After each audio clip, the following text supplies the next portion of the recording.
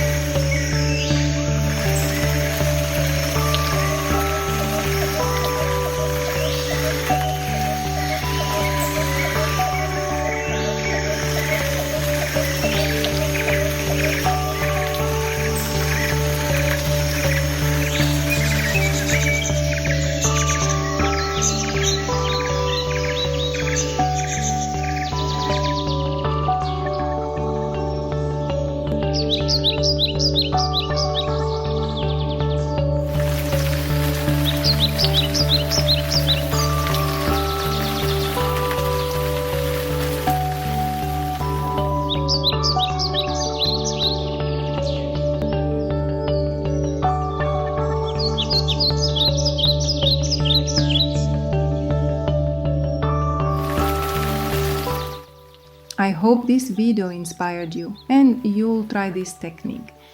If you have any questions, please write them in the comments. I will answer everyone.